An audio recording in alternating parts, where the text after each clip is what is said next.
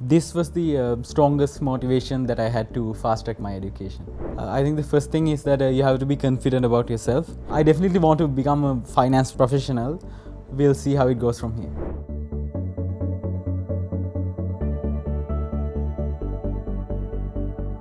For my A-levels, I chose mathematics. But when the results were out, I realized that they weren't up to my expectations. So because of that, I wanted to explore other avenues. So I wanted to pick myself up and do something with my life that I could be proud of later. And also in 2020, I was going through kind of a rough patch. So I didn't let this drag me down. This was the strongest motivation that I had to fast track my education. So after A-level results, I realized that mathematics might not be the best choice for me. So I looked into journalism and finance. After doing end-to-end research, what I realized was that CIMA covered a vast array of subjects from finance, accounting to enterprise management. And because I was aiming for a versatile career in finance, this was the ideal stepping stone. In October of 2020, Sandil enrolled for CIMA. But unlike many others, he went in with the goal of fast-tracking his journey. This meant employing a highly specialized approach to studying.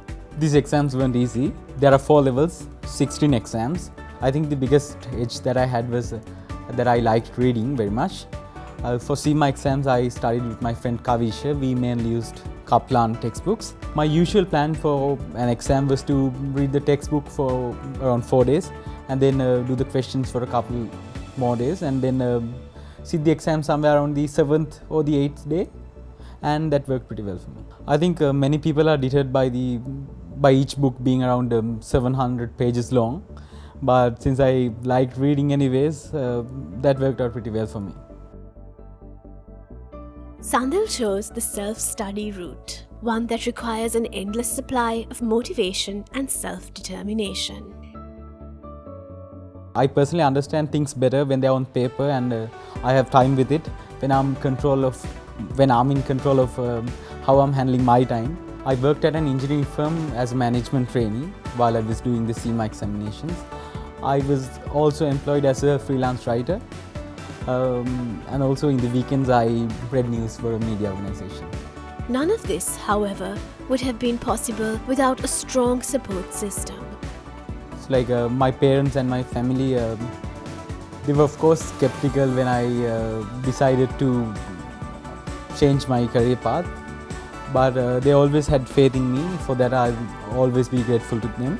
For anyone who is considering taking CIMA or any other qualification like that, I think the first thing is that you have to be confident about yourself, and also the content that you have to go through can seem overwhelming at first, but if you take it step by step, if you get the content and break it down into smaller, more realistic goals, I think you should be able to get there. After 21 years, I was finally able to figure out what I really want to do with my life. So in the finance profession, I want to go as far as I can. After completing CIMA, I was headhunted by one of the big 4 accounting firms. And also to pursue masters in finance, I already had offers from several UK universities. I definitely want to become a finance professional. We'll see how it goes from here. So what makes Sandil's story stand out? It shows us just how determined and driven Sri Lanka's youth can be with just the right amount of ambition and passion.